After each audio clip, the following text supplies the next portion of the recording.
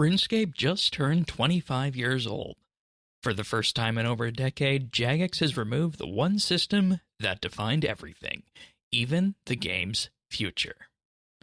Treasure Hunter is gone, which immediately raises a much bigger question. Was Treasure Hunter really what was holding RuneScape back, or was something much bigger already in motion? Because now, RuneScape is attempting something far more difficult. It is trying to undo 13 plus years of momentum. This is the road to restoration. And whether it succeeds may determine if RuneScape even reaches its 30th anniversary. For years, every conversation about RuneScape's future defaulted to one debate: microtransactions. Treasure Hunter, promotions, Hero Pass, limited time offers. These conversations weren't wrong, but they were incomplete. Because even as Treasure Hunter revenue declined in recent years, RuneScape's player numbers didn't rebound. That tells us something important. Treasure Hunter didn't just change how players paid, it changed how RuneScape was designed. And that change outlived the system itself. To understand why, we need to go back to late 2012. RuneScape was just about to enter what would be called the 6th Age. The evolution of combat arrived in late 2012, Gothics died in early 2013, world events reshaped the map, and the story escalated from medieval fantasy to one of cosmic scale. These updates produced moments of epic content. They also did something else. They polarized the player base. Every major update asked players to make a choice. About combat, the old ways or the new. About story, which gods to support. About monetization, are you okay with Treasure Hunter or not? And what RuneScape was supposed to be, old school or modern. Some players stayed, many didn't. The player counts haven't really recovered. With each polarizing update, the group that stayed grew smaller but more invested. RuneScape didn't lose players because the updates were bad. It lost players because the game kept asking them to choose sides.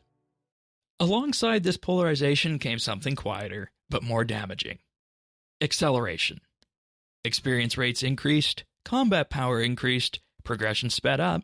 This felt good at first. Established players were rewarded, high-level content flowed steadily, and completion became a viable and common goal. But something disappeared along the way. The early game stopped mattering. For existing players, this felt normal. For new players or anyone returning from before 2013, it was overwhelming. RuneScape's learning curve just didn't get steeper, it became a wall. Treasure Hunter didn't create these problems, it reinforced them. It supercharged progression, it distorted balance, and it constantly derailed content roadmaps. More importantly, it changed why players logged in.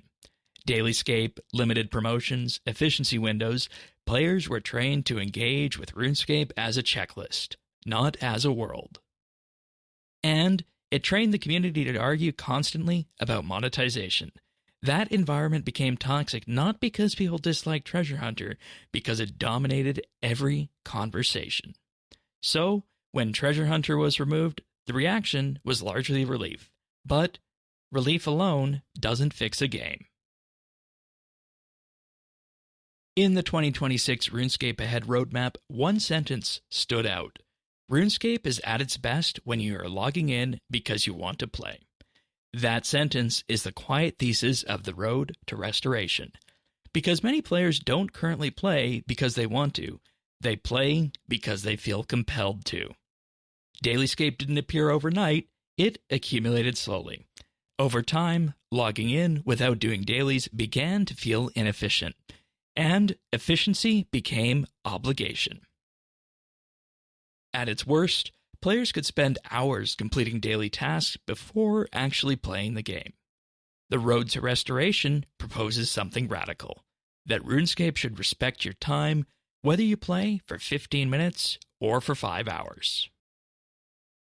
Auras are a perfect example of how good ideas became constraints. They were introduced as loyalty rewards, optional bonuses on top of existing gameplay. But over time, auras became mandatory. Peak performance only existed when an aura was active. Play sessions began when the timer started and ended when it expired.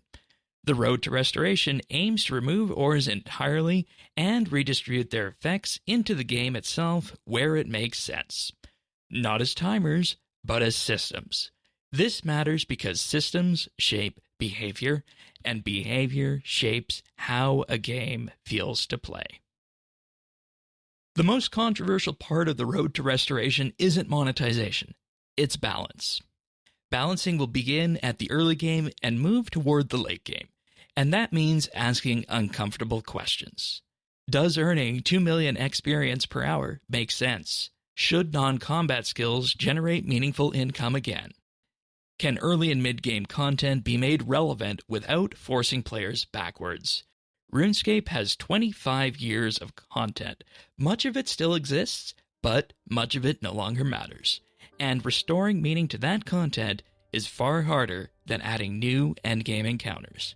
Because this isn't just about numbers, it's about identity. For more than a decade, RuneScape optimized for retention through acceleration. Through monetization, through progression, through obligation, that approach worked until it didn't. Even Jagex has acknowledged that the model has become unsustainable. The road to restoration represents a different future.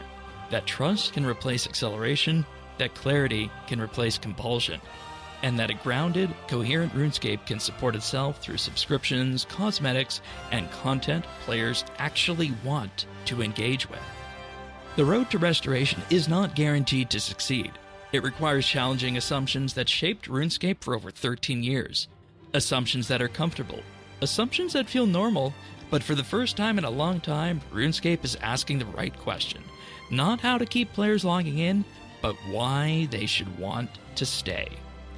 If Jagex delivers this roadmap with courage, clarity, and conviction, the road to restoration doesn't just save RuneScape, it gives the game a future worth trusting again.